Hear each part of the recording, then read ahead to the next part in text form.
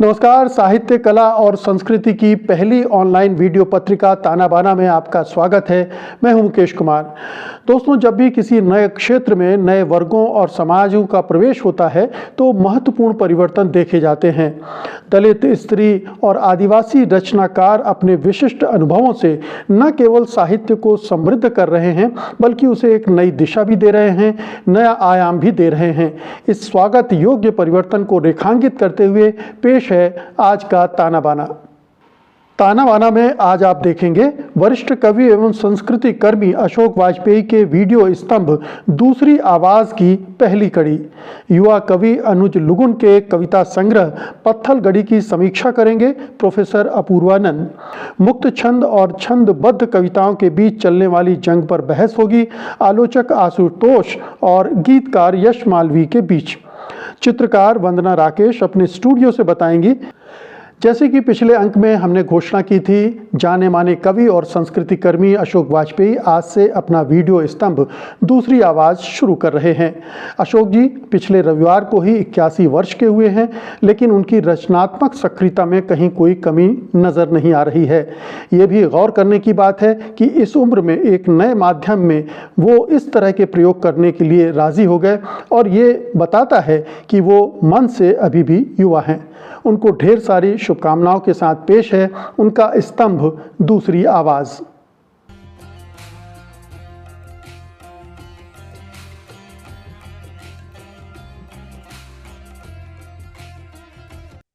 मित्रों, इन दिनों हम में से ज्यादातर लोग लाचारी से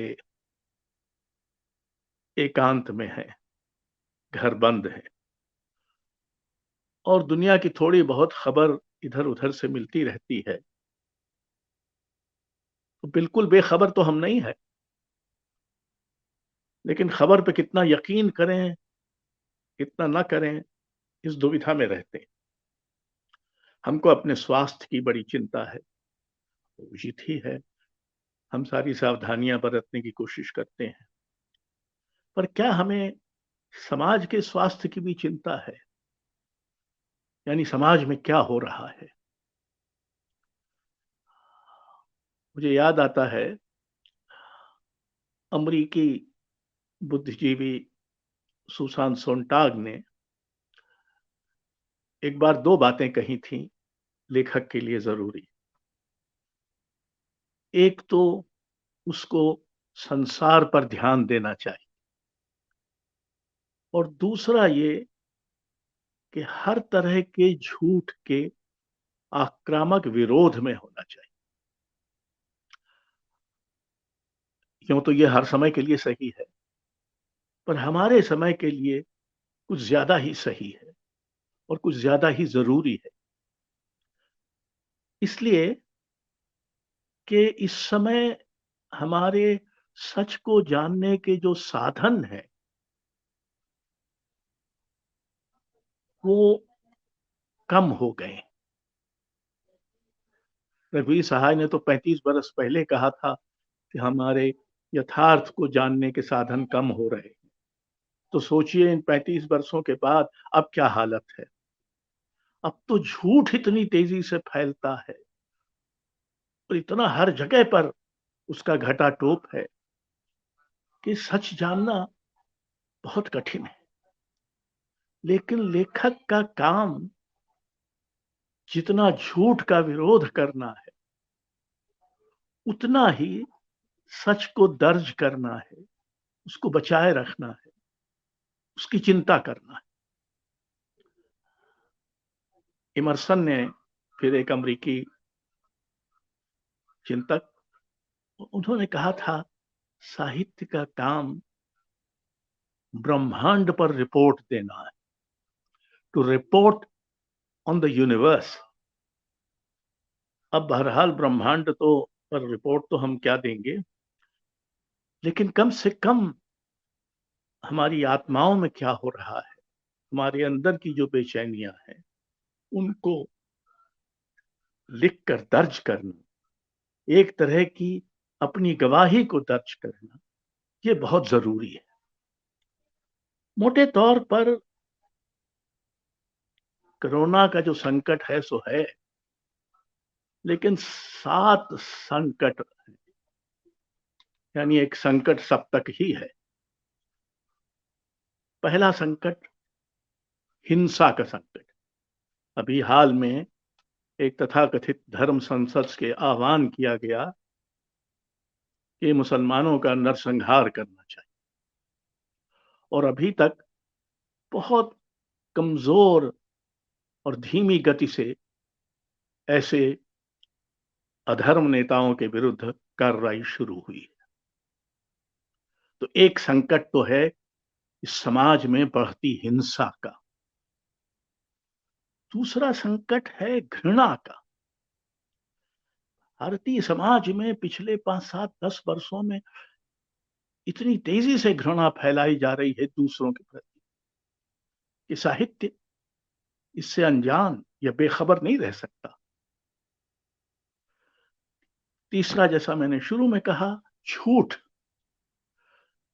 जो साधन पहले सच के पास थे, वही सारे साधन अब झूठ ने हथिया लिए।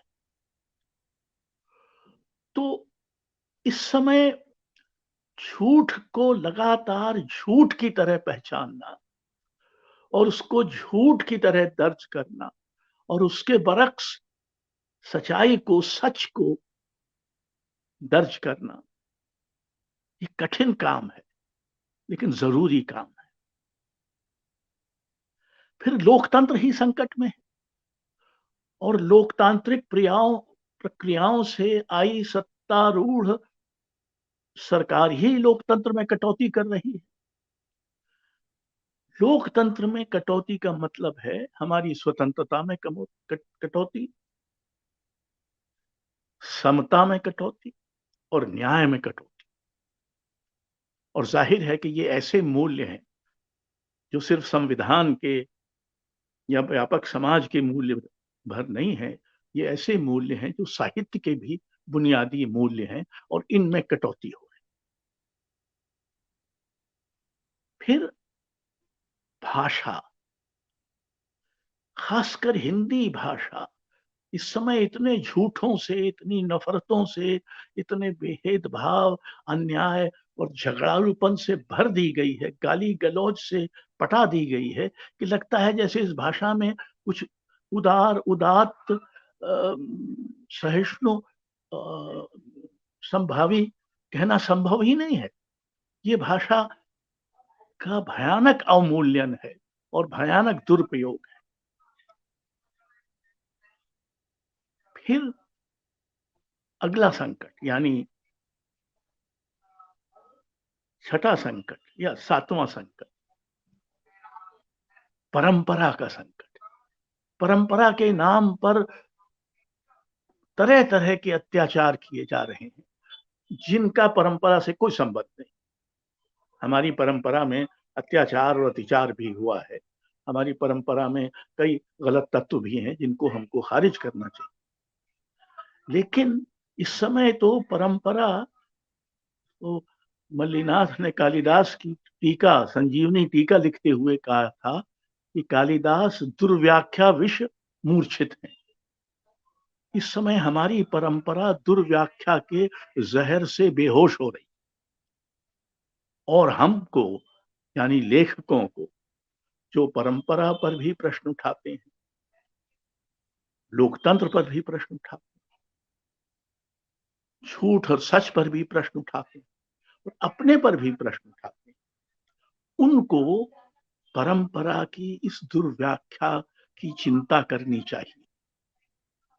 यानी संक्षेप में, इस समय हम संकटों के एक त्रयी के मुकाबले खड़े।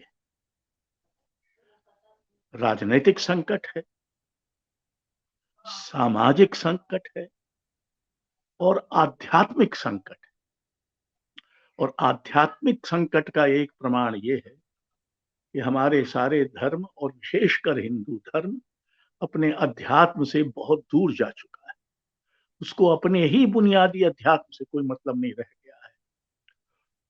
तो ये संकट हमारे सामने हैं, और साहित्य का काम इस समय इन संकटों को दर्ज करना है, इनका गवाह होना है, इनकी गवाही देना है, और जिस हद तक भी संभव है सारी कठिनाइयों के बावजूद उस हद तक सच को बचाना।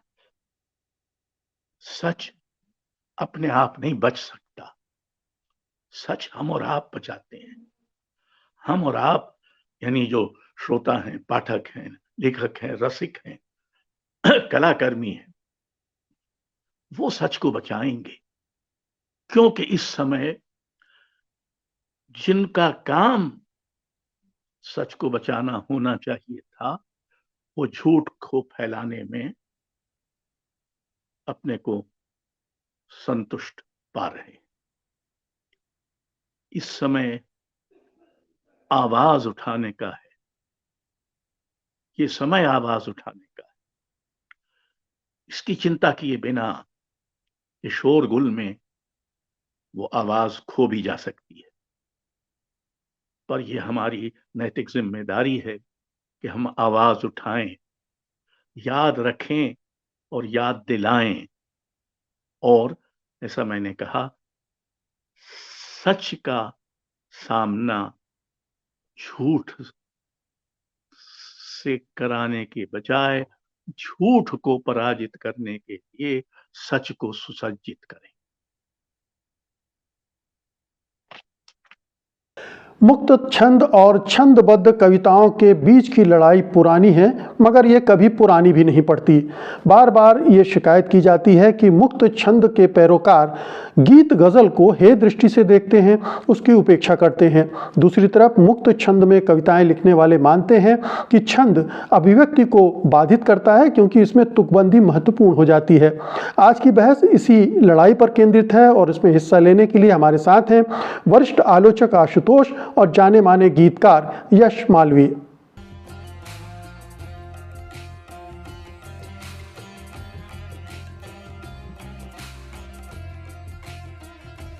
सबसे पहले आप लोगों का स्वागत है। आशुतोष जी, यश मालवीय जी, बहुत बहुत शुक्रिया ताना बाना से जुड़ने के लिए।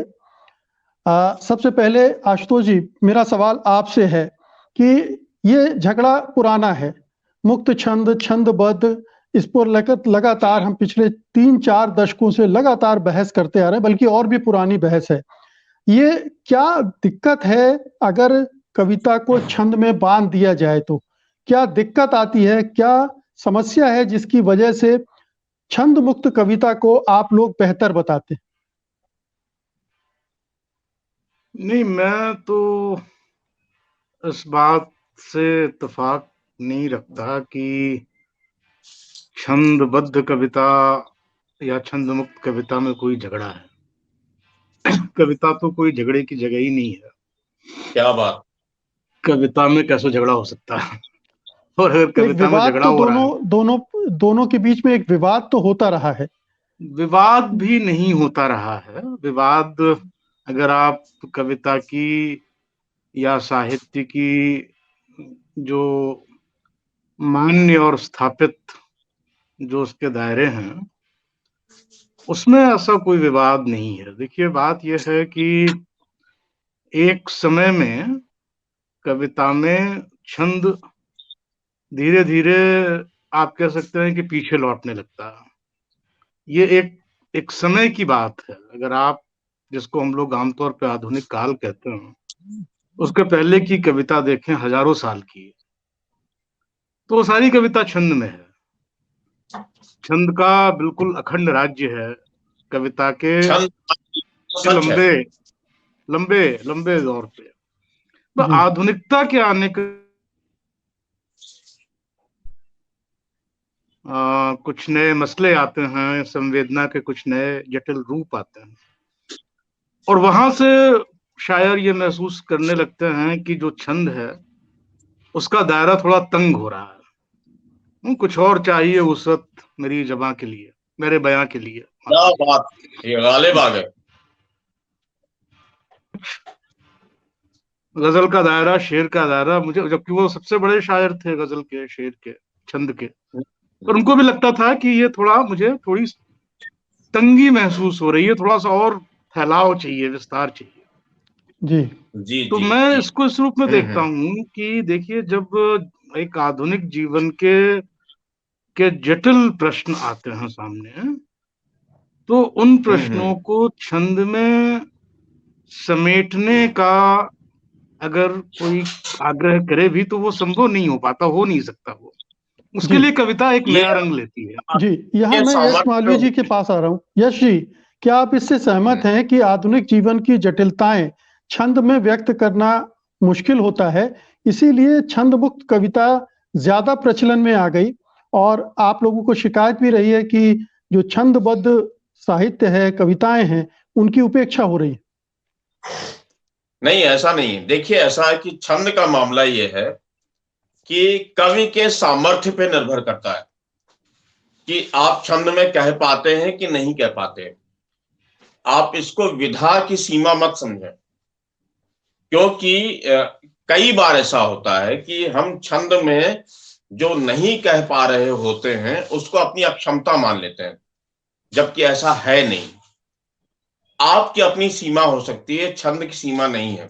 लेकिन छंद के मामले में छंद रचने वाले और तुक के मामले में तुकाराम शैली वाले जो कवि हुए, उनसे परहेज है मेरा।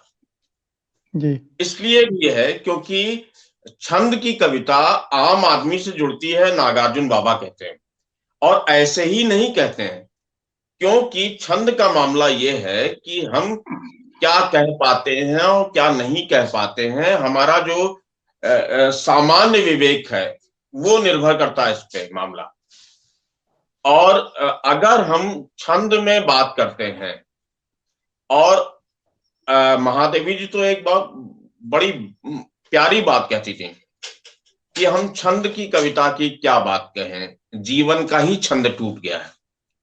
जब हमारे जीवन का ही छंद टूट गया है तो हम कविता के छंद की बात अगर करते हैं तो अपनी सीमाओं और अपने सामर्थ्य के साथ करते हैं। जी, यश जी, कई बार यहाँ पर ऐसा एक सवाल होता है है। कि आपने कहा कि ये जी। कवि की सीमा हो सकती है, विधा की सीमा नहीं हो सकती है। हम्म। लेकिन हम आप हाँ। जानते हैं कि आपको छंद बनाने के लिए, छंद में कविता को ढालने के लिए कई तरह के कंप्रोमाइज़ेज़ करने पड़ते हैं कि ये शब्द वहाँ फिट हो रहा है, इसलिए इसका कंप्रोमाइज इस्तेमाल करना है, है भले ही भाव और कि होती अभिव्यक्ति उसकी इजाज़त न दे रही हो। जी, हम्म। जो छंद से कंप्रोमाइज करते हैं, जो विधा से कंप्रोमाइज करते हैं, उनकी अपनी सीमा है। क्योंकि छंद एक उन्मुक्त आकाश है, बड़ा आकाश है, और आप कहां तक और कैसे डील करते हैं इसको, ये आप पे निर्भर करता है। और सबसे बड़ी बात यह है कि हमको, अगर आप अनुमति दें इस बात को कहने के लिए, कि निराला हमको कविता के गांधी नजर आते हैं। जब उन्होंने छंद मुक्त कविता की बात की, महाप्राण निराला ने, तो ऐसी ही बात थी जैसे गांधी जी गुलामी की बेड़ियों से मुक्त होने की बात कर रहे थे उस वक्त, और निराला ने छंद के बंधन से मुक्ति की बात की। लेकिन मैथिली शरण गुप्त की एक बात याद करिए कि कोई कवि बन जाए सहज संभाव्य है। आपने छंद तोड़ा और कविता आपके लिए सहज हो गई कि आप गद्य में भी कविता कह सकते हैं। लेकिन कविता में अगर जीवन की लय नहीं है तो वो कविता नहीं है। जी, आशुतोष कविता जी, नए क्या मनुष्य की कविता जिसको कहते हैं, जी मैं आता हूँ, क्या ये जो जी। छंद मुक्त कविता है, क्या उसमें लय नहीं होती है? उसमें भी एक खास तरह की लय होती है, हम सब जानते हैं, लेकिन हाँ, वो आप अर्थ ये, की जी अर्थ की लय है। जगदीश गुप्त कहते थे अर्थ की लय। और अगर जी अर्थ की लय नहीं है तो क्या मतलब? गद्य आदमी के सामने है तो गद्य पढ़ेगा आदमी, कविता क्यों जी, पढ़ेगा? आशुतोष जी, अब मैं बिल्कुल सहमत हूँ यश जी से कि अगर कविता में जीवन की लय नहीं है, देखिए जीवन तो लय के बिना हो नहीं सकता, सृष्टि में कुछ भी लय के बिना नहीं है, समूची सृष्टि एक लय में है, इसलिए मनुष्य का जीवन भी एक लय में है। तो लय नहीं है तो फिर कविता नहीं है। पर मैं छंद के सवाल को इस तरह से देखता हूं कि मुझे लगता है कविता दो तरह की होती है। कविता की दो भूमिकाएं होती हैं। कई बार कविता इसलिए होती है कि हमको पता है कि हमारे दिल में कौन से भाव उमड़ रहे हैं, कौन से ख्याल आ सही रहे कहा। हैं, और हमें हम्म। उन ख्यालों को जाहिर करना है, उन भावनाओं को प्रकट करना है। तो कविता हम्म। होती है, और वो कविता अक्सर छंद में होती है, क्योंकि हम जानते जी। हैं हमें क्या कहना है। पर कई बार हमें पता ही नहीं होता है कि हमें क्या कहना है। हम एक अनुभव का सामना कर रहे होते हैं, या एक हम्म। हकीकत का सामना कर रहे होते हैं, जो सामना हमारी नहीं, शेर होती। समझ के समझ के दायरे में नहीं होती है। तो हम्म। कविता उसको समझने का भी एक जरिया बन जाती है। कई बार भाषा भाषा को हम उन इलाकों में ले जाते हैं जिन जी। इलाकों में वो पहले नहीं गई है, क्योंकि हम्म। जिन इलाकों में वो पहले गई है वहां से हमें अर्थ नहीं मिल रहे हैं। तो उस नए अनुभव के लिए, नई हकीकत के लिए, जब हम भाषा के साथ एक्सपेरिमेंट करने के लिए मजबूर होते हैं, जब हमें वास्तव हम्म। में खुद नहीं पता है कि हम क्या कहना चाह रहे हैं, तो उस बात को हम कभी छंद में नहीं कह सकते। जी, लेकिन यश उस जी ने अभी कविता कहा, को, उस बात को यश हमें। जी ने कहा कि फिर हम गद्य ही क्यों ना पढ़ लें। अगर इस तरह जी। का छंद मुक्त काव्य है तो फिर हम गद्य हम्म। ही क्यों ना पढ़ लें। देखिए, गद्य की अगर हम बात करें, गद्य और कविता की, तो उसको मैं इस तरह समझता हूं अपने निजी स्तर पे, बहुत कि गद्य असल में है। जीवन में व्याकरण की खोज है। जीवन जो हमें एक अराजक लगता है, व्याकरण विहीन लगता है, उसमें हम जब व्याकरण की खोज करते हैं तो गद्य के पास जाते हैं। लेकिन जब हम जीवन में विक्षिप्तता का साक्षात्कार कर रहे होते हैं, वो उसकी उसकी अपनी अंतर्निहित विक्षिप्तता का साक्षात्कार अगर हमको करना है, तो कविता के माध्यम से हम कर सकते हैं।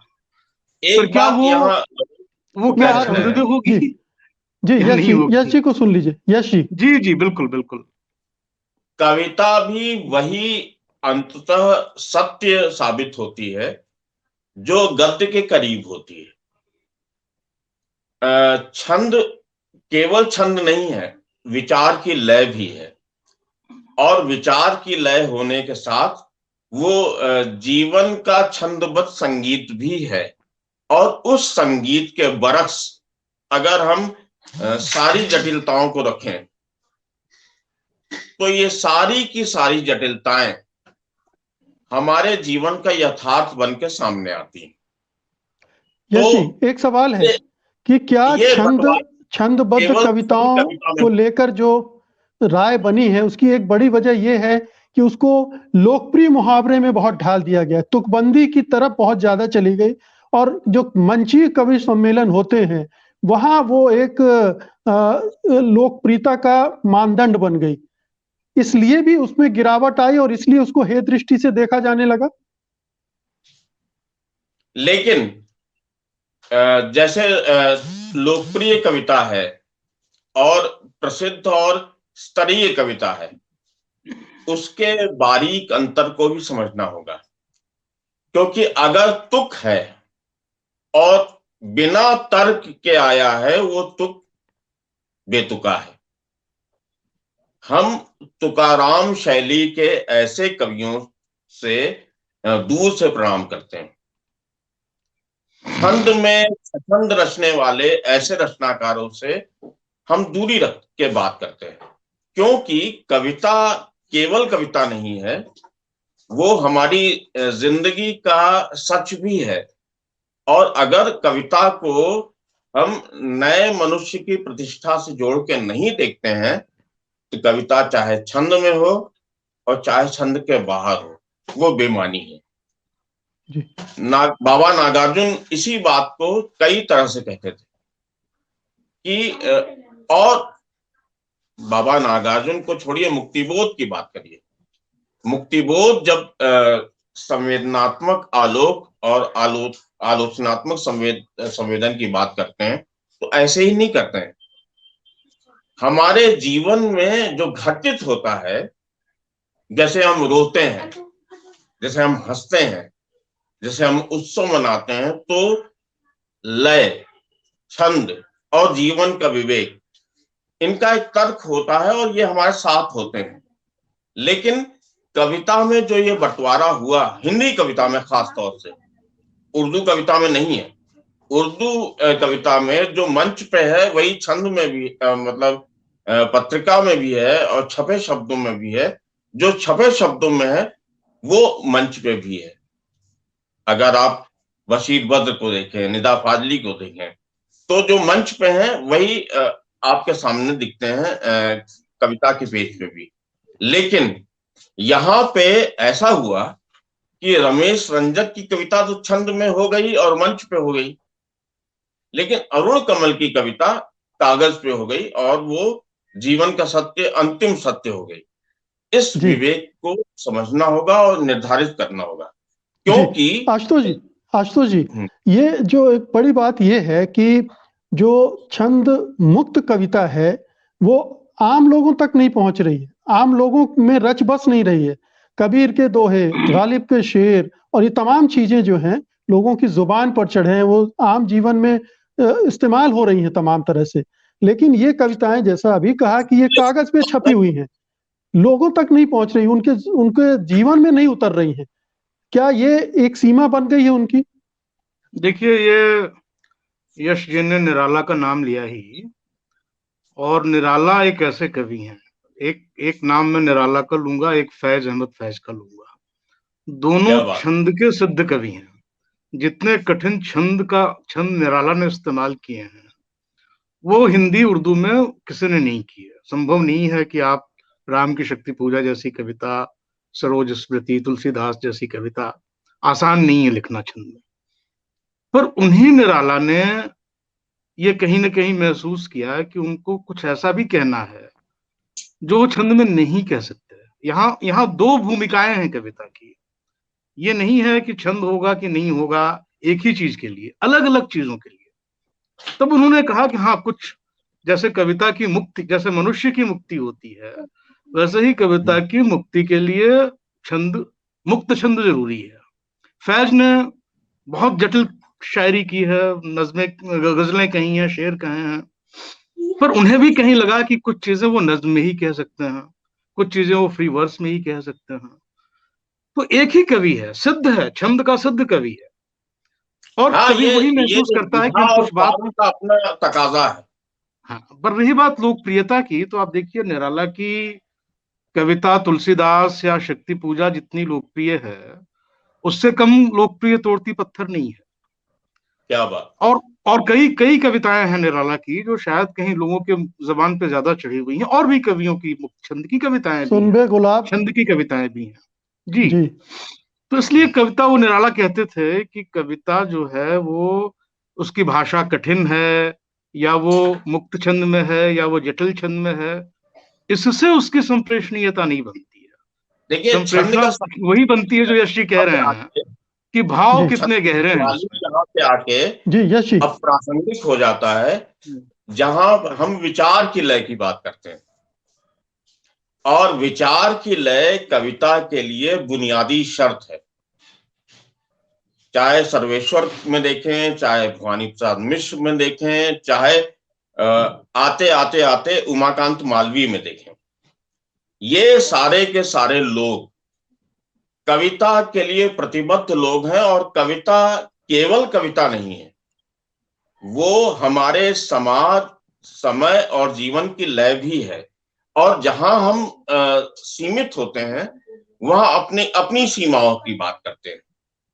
कविता, छंद, छंद कविता और बनाम मुक्त छंद और छंद मुक्त। कविता की मुक्ति की बात बेमानी लगती है यहाँ पे आके, जहां पे हम कविता की मुक्ति की बात दरअसल कर रहे होते हैं। तो मुझे तो एक कविता याद आती कि मेरे छोटे भाई की कविता है कि मैं तुम्हारी त्रिज्या लेकर खींचा गया वृत्त हूं, मुझे हर कोण पर तुमसे मिलना है। अब ये जो कविता का छंद है, बहुत खूब। और ये जो, या वो कहता है एक जगह पे कि न जाने क्या होता है उन उंगलियों की मादक छुअन में कि चाय शराब के आगे खड़ी हो जाती है। तो अर्थ की लय जो जगदीश गुप्त कहते हैं या भवानी प्रसाद कहते हैं, कविता में अर्थ की लय बहुत जरूरी है और वो छंद पे कई बार काबिज भी होती है। और उसका काबिज होना एक तरह का वो नहीं है, कोई तानाशाही नहीं है जिसके लिए केदारनाथ सिंह केक की तानाशाही की बात करते हैं। मुझे एक संदर्भ याद आ रहा है, अगर आप अनुमति दे तो बताएं। बहुत समय कम है, बहुत संक्षेप में। नामवर जी ने कहा कि ये नवगीत की आप लोग बात करते हो, ये नवगीत क्या है? गीत अपने आप में काफी होना चाहिए, नवगीत क्या है? तो मैंने हाथ जोड़ के कहा कि नए प्रतिमान काफी होना चाहिए था। कविता के नए प्रतिमान क्या है? जो नवता का आग्रह है और जो छंद का आग्रह है और जो जीवन का आग्रह है और जो जीवन की लय की बात है, आशुतोष भाई इस बात से सहमत होंगे क्योंकि वो जीवन को प्यार करने वाले आदमी मैं जानता हूं। आप बताइए। जी आशुतोष जी, तो क्या हम ये माने कि काव्य संसार को दोनों तरह के फॉर्म चाहिए? ये दोनों परस्पर विरोधी नहीं है, इनको साथ साथ बढ़ना चाहिए, किसी को कमतर और किसी को बेहतर नहीं मानना चाहिए, क्योंकि दोनों की अपनी भूमिका है। ये जो खाने खांचे का सवाल ही नहीं पैदा होता। जी, सवाल ही कौन कह सकता है फैज कमतर कवि हैं, गालिब कमतर हैं, कौन कह सकता है? जी, दोनों की अलग भूमिकाएं हैं, दोनों एक दूसरे के पूरक हैं। उनके बीच झगड़े का जो भ्रम है उसे दिमाग से निकालना चाहिए। कई बार अरुण कमल वही बात कह रहे होते हैं जो रमेश रंजक अपने गीत में कह रहे होते हैं, गोरख पांडे अपने गीतों में कह रहे होते हैं। तो कहाँ बंटवारा है? ये नकली बंटवारा है ना। यहाँ पे मैं सहमत नहीं हो पाऊंगा कि जो बात रमेश रंजक या गोरख पांडे अपने गीत में कह रहे हैं वही बात अरुण कमल कह रहा है। मुझे लगता है गोरख पांडे अपनी बात कह रहे हैं अपने गीत में, अरुण कमल अपनी कविता में अपनी बात कह रहे हैं। अगर वो एक दूसरे की बात करेंगे तो दोनों की जरूरत क्या है फिर, और दोनों का महत्व क्या होगा? अंदाजे बयां बदल गया। ये अंदाजे बयां बदलने से कविता नहीं होती। कविता तो तब होगी जब कोई नया भाव, कोई नया विचार भी होगा। एक ही बात को बार बार अलग अलग अंदाज में कहने से वो नई कविता नहीं होती है। अरुण कमल भी छंद का इस्तेमाल करता है कई बार। विचार की एक श्रृंखला होती है और विचार के प्रति एक प्रतिबद्धता होती भी। जी, आप तो जानते हैं सुधी व्यक्ति हैं। हाँ बिल्कुल। पर मैं ये मानता हूं कि हर गीत, हर कविता एक नया आविष्कार है, एक नया फूल है जो पहली बार खिलता है। क्या बात! कोई कविता, कोई गीत दूसरे फूल की फोटोकॉपी नहीं हो सकती या उसका दूसरा वर्जन नहीं हो सकता। जी, वो हमेशा एक नया इन्वेंशन है, एक नया आविष्कार। जी, इसलिए वो दोबारा नहीं हो सकता। बिल्कुल। यश, मैं चाहूंगा कि अब अंत में, अब हम इसको वाइंड अप करेंगे। अंत में अगर आप कोई छोटी सी कविता सुनाएंगे तो अच्छा रहेगा। कोई भी यश सुनाएंगे वो। जी, मैं तो बंद दिशाओं के दरवाजे, प्रश्नों के जंग लगे ताले, एक बार संतुलन संभालें, एक फूल हवा में उछालें, देखें क्या होता है। तो ये आपका जो संवाद है वो हवा में उछले फूल की तरह है जो अपनी सुगंध देगा और समय इस बात को महसूस करेगा। बहुत बहुत शुक्रिया, बहुत खूब यश मालवीय जी। धन्यवाद आशुतोष जी, आप दोनों का एक दिलचस्प चर्चा में हिस्सा लेने के लिए। नमस्कार। और अब वक्त है पुस्तक समीक्षा का। युवा कवि अनुज लुगुन काव्य जगत में एक धूमकेतु की तरह उभरे हैं। हिंदी के संसार के लिए उन्होंने आदिवासी जगत की नई खिड़कियां खोली हैं, लेकिन उनकी कविताओं में मेलों और संग्रहालयों वाली छवियां नहीं हैं, बल्कि आदिवासी जीवन को ध्वस्त करने वाली प्रवृत्तियों पर वे जोरदार प्रहार करते नजर आते हैं। अपने नए कविता संग्रह पत्थलगड़ी में तो वो देश में चल रहे दूसरे संघर्षों को भी अपनी कविताओं का विषय बनाते हैं। जाने माने समालोचक प्रोफेसर अपूर्वानंद हमारे साथ हैं, तो आइए उनसे पत्थलगड़ी पर बात करते हैं।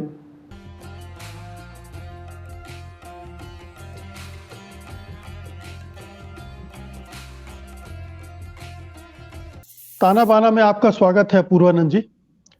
करीब एक दशक पहले जब भारत भूषण अग्रवाल पुरस्कार मिला था अनुज लुगुन को, तब से वो एकदम से कविताओं की दुनिया में एक जाना पहचाना और स्वीकृत नाम बन गया। और हम देख रहे हैं कि लगातार वो अपनी कविताओं से हमें चौंका रहे हैं, हमें आकर्षित कर रहे हैं। और इनका ये दूसरा कविता संग्रह है पत्तल घड़ी, जो कि मुझे लगता है कि आदिवासी संसार को नए ढंग से हमारे लिए खोलता है। उनकी चिंताएं, उनके सरोकार, उनमें वो छवियां नहीं हैं जो आम तौर पर हमें दिखाई जाती हैं संग्रहालयों में या फिर आदिवासी मेलों में।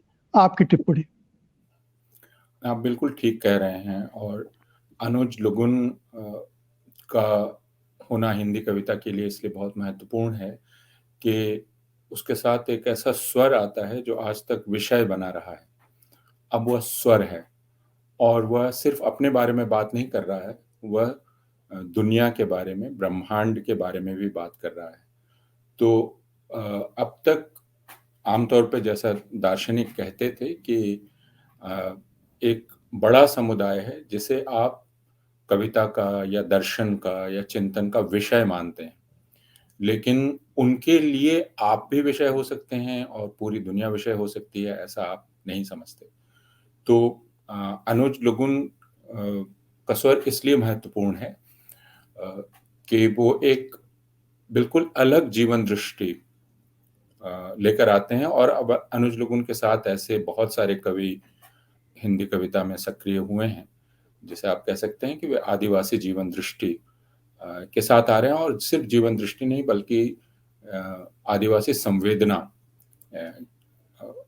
को हिंदी कविता में या हिंदी साहित्य में वे अपने साथ लेकर आए हैं। और यह एक बहुत बड़ा योगदान है, इसलिए कि मैं ये मानता हूं कि किसी भी कवि का या किसी भी साहित्यकार का एक काम यह होता है कि वह संवेदनाओं की नई संरचना गढ़े।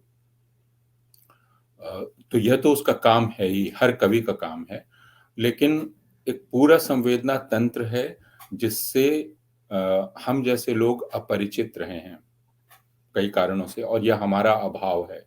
तो उस अभाव को दूर करने के लिए और स्वर पर यानी स्वर को का दावा पेश करने के लिए अनुज लुगुन के इस संग्रह को भी पढ़ा जाना चाहिए। उनकी जो बाकी कविताएं, उन्होंने जैसा कहा है कि यह तीसरा संग्रह होता, तो दूसरा संग्रह अब तक अप्रकाशित है, हम उसका भी इंतजार करेंगे। लेकिन इस संग्रह में बहुत सारी ऐसी कविताएं हैं जो जिन्हें आप राजनीतिक कह सकते हैं, जिन्हें आप दार्शनिक कह सकते हैं, जिन्हें आप सांस्कृतिक कह सकते हैं, और यह भी कह सकते हैं कि वे एक नई ब्रह्मांडीय दृष्टि, एक कॉस्मिक समझ आपके सामने प्रस्तुत करती हैं।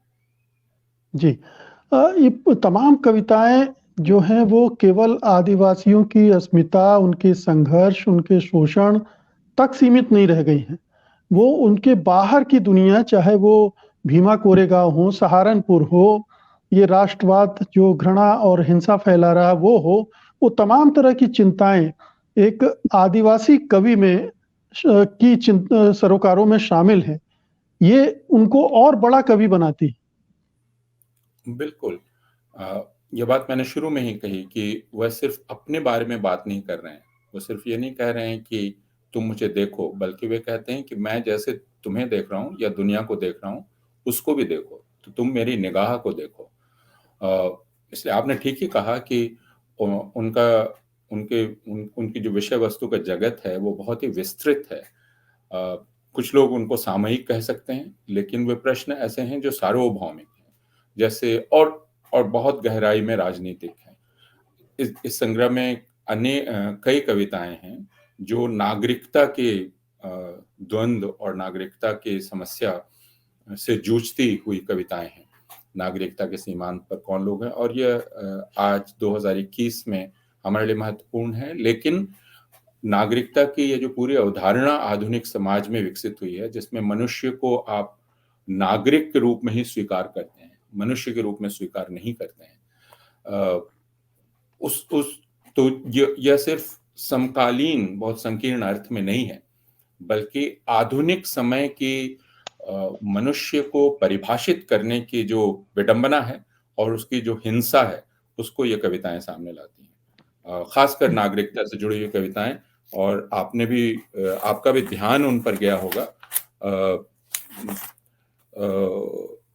एक तो कविता ही है, नागरिकता के सीमांतों पर खड़े लोग, प्रेम की नागरिकता,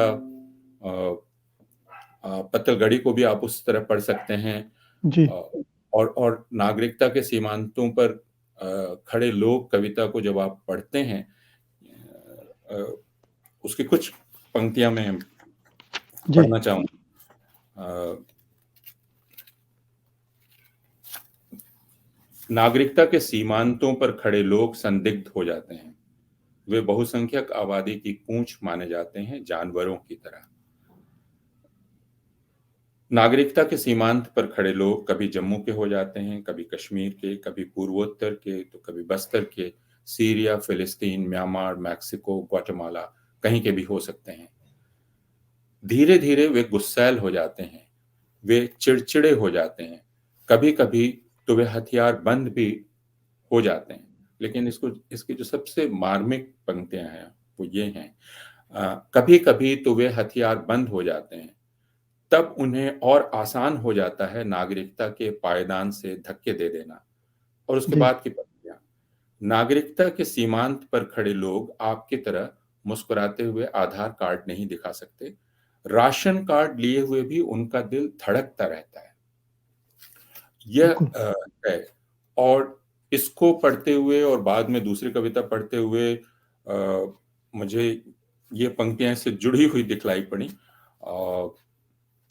यहाँ पर अपूर्वानंद जी, एक कविता का जिक्र, बल्कि पत्तलगड़ी कविता की कुछ पंक्तियों का जिक्र मैं करना चाहता हूँ, जहाँ वो हिंदी के इलाके में भी अपनी जो पहचान है, अपने जिस पर आक्रमण हो रहा है, उसकी बात करते हैं। अंतिम पंक्तियां, कितनी अजीब बात है, कितनी अजीब बात है कि हिंदी आदिवासियों की मातृभाषा नहीं है, ना ही वे पत्थर फेंकने का मुहावरा जानते हैं।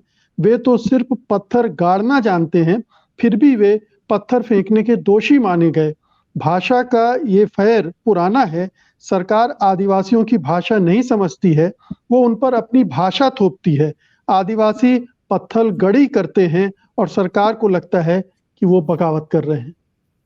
बिल्कुल, लेकिन इस कविता में एक सावधानी भी है, और इसको मैं कवि की राजनीतिक सावधानी कहता हूँ जी। कि पत्थर फेंकना और पत्थर गाड़ना, लेकिन पत्थर फेंकना भी कई बार जरूरी हो जाता है। और कविता शुरू ही इस तरह होती है कि हिंदी में लोगों ने एक मुहावरा बनाया, पत्थर फेंकना। हिंदी के एक कवि ने लिखा, पत्थर फेंक रहा हूं।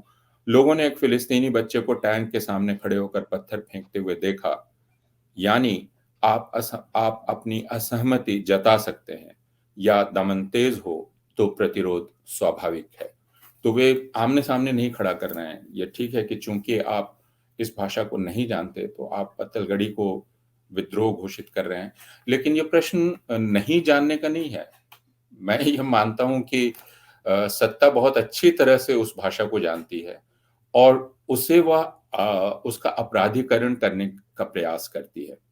यानी वह जानती है कि पत्तलगड़ी क्या है, तो वह उसकी नाजानकारी नहीं है जिस वजह से वह ऐसा कर रही है। वो बिल्कुल जानते बूझते हुए ऐसा कर रही है। और इसलिए इस जी। कविता को मैं समझदार राजनीतिक चेतना की कविता कहता हूँ। लेकिन यह जो नागरिकता वाले प्रश्न पर हम लोग बात कर रहे थे, और चाय बागान की अंग्रेजी मशीन, आपका ध्यान उस कविता पे गया होगा जी। जो टी ट्राइब्स को लेकर है। बिल्कुल। और पहली कविता से इन पंक्तियों को जोड़कर देखें कि यह अंग्रेजी मशीन आज भी गवाह है कि बागान में काम करने वालों को कहा गया टी ट्राइब, उन्हें खेतों को कोड़ने वाला, गांवों को बसाने वाला कहा गया, लेकिन उन्हें नागरिकता के सीमांत पर धकेला गया। जी। अपूर्वानंद जी, इनकी कविताओं में एक आक्रोश है, वो आदिवासी आक्रोश कहें या ये समय से पैदा हुआ गुस्सा कहें, और पूरी साहस के साथ और सरोकारों से जुड़कर वो सामने आता है। इस गुस्से को किस तरह से आप देखते हैं? क्रोध बहुत सृजनशील होता है और क्रोध होना चाहिए। जो लोग राग द्वेष से परे हो चुके हैं, क्रोध से परे हो चुके हैं, उनके मनुष्य होने में ही कई बार संदेह होता है कि उनको किसी बात पर क्रोध क्यों नहीं आता। तो इसलिए वह क्रोध, और हिंदी कविता में तो वह क्रोध अनेक बार हमारे बड़े कवियों में व्यक्त हुआ है, वो चाहे धूमिल हो, मुक्तिबोध हो, निराला हो। क्रोध एक स्थायी अभिव्यक्ति रही है।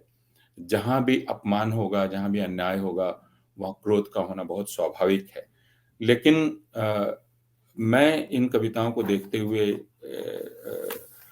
यह देख रहा था कि यह दरअसल उन लोगों पर रहम भी है जिन्होंने यह दुनिया बना दी है।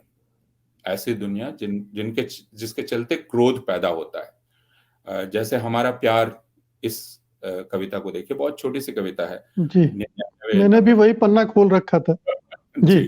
प्लीज। तो आप ये देखेंगे कि ये कितनी संभली हुई भाषा है, और दरअसल एक तरह से वे तरस खाती हुई भाषा है कि तुम ऐसे हो। जिन्होंने नदी को नहीं समझा वे एक दिन प्यासे रह जाएंगे। जिन्होंने चिड़ियों को नहीं जाना वे एक दिन बेसुरे हो जाएंगे। जो पेड़ों की बात नहीं सुनते वे एक दिन नंगे हो जाएंगे। और जो तुमसे प्यार करते हैं वे लड़ेंगे इन सारी चीजों के लिए। तो यह जो क्रोध है या संघर्ष है, वह उसके पीछे एक दुख भी है कि यह जो पूरा अत्याचार है वह उन लोगों का पैदा किया हुआ है जो नदी को नहीं जानते हैं, जो चिड़ियों को नहीं जानते हैं, और जो पेड़ों की बात नहीं सुनते हैं। तो नुकसान उनका है बहुत बड़ा। बिल्कुल। एक कविता में मुझे अभी याद नहीं आ रहा है, उन्होंने एस्थेटिक्स को, जो प्रचलित कविता के सौंदर्य शास्त्र की बात करते हैं, उसको भी चुनौती दी है। तो इनकी कविताओं के सौंदर्य शास्त्र को आप किस तरह से बखान करेंगे? देखिए, ये और जिस एस्थेटिक्स की बात कर रहे थे वह है इतिहास के रास्ते का सूरज। जी, उस कविता के पहले हिस्से में वह बात है। और अपने अहंग का झंडा लेकर चलने वाले लोग पगडंडियों पर नहीं चलते, वे अपने इतिहास की लकीर पर चलते हैं। वे किलों, दरबारों, दस्तावेजों और पांडुलिपियों पर चलते हैं। वे गौरव और वैभव की कुंद हो चुकी रेती से अपनी कविता की भाषा चमकाते हैं, और उनका एस्थेटिक भी उससे अलग नहीं होता है। आप संभवतः इसी बिल्कुल। कविता की बात कर रहे थे। तो भाषा आप कैसे गढ़ेंगे इतिहास के रास्ते का सूरज में? उस एस्थेटिक्स के साथ एक हिंसा को जोड़ा गया है। वह एस्थेटिक्स क्यों पैदा होती है और क्यों आपको उसके खिलाफ एक एस्थेटिक्स खड़ी करनी है? पगडंडियों पर छोड़ दी गई, क्योंकि वे पगडंडी पर नहीं चलते। उनका अहंकार है कि वो इतिहास की लकीर पे चलते हैं। वो किलों, दरबारों की बात करते हैं, पांडुलिपियों पर चलते हैं। तो मौखिक अक्सर भाषा की परिभाषा करते हुए मैंने अपनी कक्षा में सुना है छात्रों को कहते हुए, उनका दोष नहीं है, हमारा दोष है, जिसमें वह कहते हैं कि लिखित साहित्य होना चाहिए। तो यह जो लिखित का अहंकार है, दस्तावेजीकरण का अहंकार है, उसके सामने पगडंडी है जिस पर लोग चलते हैं। और इस कविता का आखिरी हिस्सा है, पगडंडियों पर छोड़ दी गई इन बातों को कौन कहेगा? कौन कहेगा किसी बौद्धिक के कॉलर पर लगे मक्खी के धब्बे को इतिहास की हिंसा का खून, सिवाय एक कवि के जो खुद पगडंडियों का वंशज हो। वाह, जी बहुत खूबसूरत कविता है। जी मैं एक कविता की तरफ आपका ध्यान खींचना चाहता हूँ। ये भीमा कोरेगांव इतिहास कविता है। ताकतवर को हराया जा सकता है और कमजोर भी ताकतवर हो सकता है, इतिहास ही बताता है यह। जिन्होंने इतिहास रचा वे सब केवल शासक नहीं थे, शासन करने वालों को आंख दिखाकर चलने वालों ने इतिहास में रचा है अपना पक्ष। जो अपना पक्ष रखेंगे वही शहीद होंगे। उनका ही इतिहास बताएगा यह कि ताकतवर भी भयभीत होता है और ताकतवर को भी हराया जा सकता है। भीमा कोरेगांव की और एक दो कविताएं हैं इसमें। जी, 3 कविताएं हैं भीमा जी। कोरेगांव। जैसे बिल्कुल अपने समय की वो कविता लिख रहे हैं, लेकिन जैसा मैंने कहा वो समय को पार भी कर जाएंगी। अब जैसे इस कविता को आप देख लीजिए, अल्पसंख्यक। अभी आपने कहा कि कौन सामने होगा, और ये कहते हैं कि दरअसल अल्पसंख्यक कौन होगा? उनकी संख्या कम होती जाएगी, वे आस्था और भक्ति के जबड़े पर तिनकों की तरह होंगे, तर्क की कब्र पर उन्हें चबाया जाएगा। अपनी भाषा में बोलना उनके लिए अपराध होगा। क्रूरता और हिंसा के सामने वे अल्पसंख्यक होंगे। अल्पसंख्यक होना आदिवासी होना नहीं होगा, अल्पसंख्यक होना मुसलमान होना नहीं होगा, अल्पसंख्यक होना हिंदू होना नहीं होगा। जो सच को सच की तरह बोलेंगे वे अल्पसंख्यक होंगे, जो सवाल करने वाले होंगे वे अल्पसंख्यक होंगे। तो जी यह इसको देख के इसका पूरा एहसास होता है कि कवि बिल्कुल बंधा हुआ नहीं है अपने समय से, और कवि में कोई अपने आप को लेकर छूट मांगने की प्रवृत्ति नहीं है, और वह सिर्फ इस रूप में दावा नहीं कर रहा है कि वह एक आदिवासी स्वर है। आदिवासी है, आदिवासी स्वर मानवीय स्वर को और समृद्ध करता है, और उसके अभाव में, यानी अब तक जो जिन्होंने उसको नहीं सुना उनके कान कुछ अधूरे थे। यह बिल्कुल अनुज लुगुन की कविताएं बतलाती हैं। जी, बहुत बहुत शुक्रिया अपूर्वानंद जी, ये बहुत शानदार कविता संग्रह है और मुझे लगता है कि हर दर्शक को ये कविता संग्रह ज़रूर पढ़ना चाहिए, इन कविताओं को ज़रूर पढ़ना चाहिए, क्योंकि ये बहुत सारी नई चीज़ें आपके लिए लेकर आती हैं और नए अंदाज में लेकर आती हैं। बहुत बहुत शुक्रिया आपका, धन्यवाद। जी ये कहना चाहूंगा कि खासकर एक जिस कविता पर मेरा ध्यान गया, वह मेरे गांव में सीआरपीएफ कैंप लग गया है। जी जी जिस वे कहते हैं कि एक ताऊ नक्सली हो गए, एक चाचा पुलिस अधिकारी हो गए, लेकिन रिश्ता नहीं बिगड़ा। लेकिन गांव में जो सीआरपीएफ कैंप लग गया, उसके चलते सब कुछ बदल गया। गांव में सीआरपीएफ कैंप लग गया है, यह सामान्य कथन नहीं है, यह हमारे गणतंत्र का विशिष्ट कथन है। मेरे ताऊ जी किसान थे, मेरे चाचा भी किसान के बेटे हैं, और मैं भी। ऐसे ही कई किसानी कंधों के जवान होंगे सीआरपीएफ कैंप में भी। और मुझे इसी बात पर गुस्सा आता है कि जब गांव से हमारी बेदखली होगी तो हम किसान नहीं रह जाएंगे, और कैंप के जवान भी आदेश का पालन करते हुए किसान के बेटे नहीं रह जाएंगे। बिल्कुल, तो ये हमने किसान आंदोलन में भी देखा। जी बहुत जी, बहुत शुक्रिया अपूर्वानंद जी आज की बातचीत के लिए, धन्यवाद आपका, नमस्कार। बहुत शुक्रिया। लगभग 3 दशकों से चित्रकला में सक्रिय वंदना राकेश राष्ट्रीय और अंतर्राष्ट्रीय प्रदर्शनियों में हिस्सा लेती रही हैं। अपनी कला के लिए उन्हें प्रतिष्ठित पुरस्कारों से नवाजा भी गया है। आज वंदना राकेश अपने स्टूडियो से बता रही हैं कि इन दिनों वो किस तरह के प्रयोगों में मसरूफ हैं।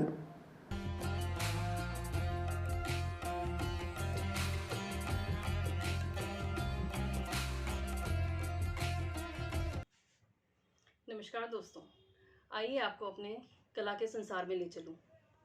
मैं आजकल वाटर कलर पेंटिंग्स कर रही हूँ, पेपर पर छोटे काम, और ये राइस पेपर होता है, उसको मैं चिपकाती हूँ, चिपका के उसके ऊपर काम करती हूँ। आइए कुछ काम देखते हैं। ये मेरे वाटर कलर्स हैं लेटेस्ट। इस पे मैं लेयर बाय लेयर काम करती हूँ। थोड़ा लीनियर वर्क है, थोड़ा डॉटेड वर्क है। आप फॉर्म्स का मज़ा ले सकते हैं। मेरी पेंटिंग्स में फॉर्म्स जो हैं वो रियलिस्टिक नहीं हैं, लेकिन रिकॉग्निजेबल हैं। आप उसको रियलिस्टिक काम नहीं कह सकते। एक अलग ही संसार है, मेरी दुनिया है, जो बहुत सालों से मैंने रची बसी है। मिस्टिकल संसार है मेरे अंदर, जो मेरी पेंटिंग में झलक आता है। ओवर द टाइम एक अलग ही मेरी पहचान बन गई है, जो मेरी फॉर्म्स के साथ जुड़ गई है। ये फॉर्म्स जो हैं आप देख सकते हैं, बहुत वैरायटी की फॉर्म्स आती हैं। कई बार तो मैं सोचती हूँ कि ये फॉर्म्स अचानक से आई कहाँ से, जैसे कोई सुप्रीम पावर हमसे काम करा रहा हो। अलग अलग स्टोरीज आती हैं, हर पेंटिंग में अलग स्टोरी होती है। आप इन स्टोरीज का मज़ा ले सकते हैं। दर्शक कहीं ना कहीं रुकता ज़रूर है इन स्टोरीज को देखने के लिए।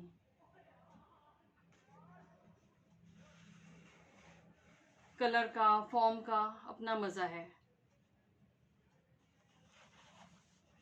ये देखिए, मैंने कुछ डिफरेंट काम किया था। ये हेड पे काम किया था। वाटर कलर्स मैं विंसेंट न्यूटन के ही यूज़ करती हूँ।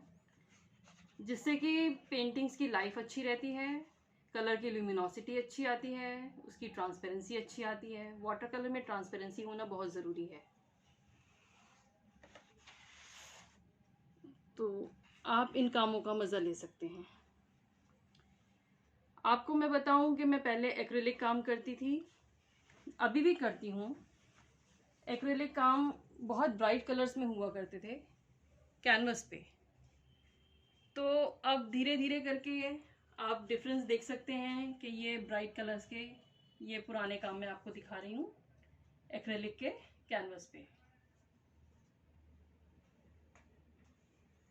तो अभी के काम आपने देखे वो काफ़ी सोबर हो गए हैं। ओवर द टाइम जैसे जैसे हम बड़े होते हैं तो वैसे वैसे हमारी सोच विचार सब बदलते चले जाते हैं। हम पल पल बदल रहे हैं, वैसे ही हमारी पेंटिंग्स भी बदलती चली जाती हैं। तो मुझे लगता है कि उसी का असर है जो पेंटिंग्स में अब काफ़ी harmonious colours, sober earthy colours आ गए हैं। ये आपको मैं पेपर मैशी वर्क दिखा रही थी। पेपर मैशी में काइट का एक शो हुआ था, वो हमने किया था। कुछ साल पहले मेरा भारत भवन भोपाल जाना हुआ, जहाँ मैंने सेरेमिक्स के कुछ काम किए। ये देख सकते हैं आप, सेरेमिक्स में मैंने व्हील पे भी काम किया, और पेंटर होने के नाते मैंने ट्राइबल डांस के कुछ फॉर्म्स बनाए। वहाँ ट्राइबल एक म्यूजियम है भारत भवन में। आजकल लेटेस्ट वर्क पे मैं आती हूँ। जो लेटेस्ट वर्क है मेरा वो ये है, जो एनवायरनमेंट पे बहुत काम मुझे लगता है कि होना चाहिए, क्योंकि एनवायरनमेंट में हमारे बहुत चेंजेस आ रहे हैं। हवा प्रदूषित हो गई है, पानी गंदा हो गया है, पानी कम होता चला जा रहा है, गर्मी बढ़ती चली जा रही है, पेड़ कटते चले जा रहे हैं। तो इन चीज़ों से परेशान होकर इंसान बहुत दुखी हो रहा है। तो इसी से प्रभावित होकर मैंने ये पेंटिंग बनाई है। इसमें आप देख सकते हैं बिल्डिंग्स खड़ी हो गई हैं, पेड़ कट गए हैं, और अल्टीमेटली हमें एक दिन आएगा जो शायद रोना पड़ जाए अगर हम इसी तरह बिल्डिंग्स बनाते रहे और पेड़ काटते रहे। तो अब देखते हैं ये काम मुझे कहाँ तक ले जाता है। आपका समय देने के लिए बहुत बहुत धन्यवाद। ताना बाना में आज बस इतना ही, लेकिन आज का अंक आपको कैसा लगा हमें ज़रूर बताइएगा। आपकी प्रतिक्रियाओं का हमें बेसब्री से इंतज़ार रहता है। अपनी प्रतिक्रियाएं हमें tanabana@sathhindi.com पर भेज सकते हैं। और अब मुझे अनुमति दीजिए, अगले रविवार को रात 9 बजे आपसे फिर मुलाकात होगी। तब तक के लिए नमस्कार। सत्य हिंदी का ऐप डाउनलोड करें गूगल प्ले स्टोर पर।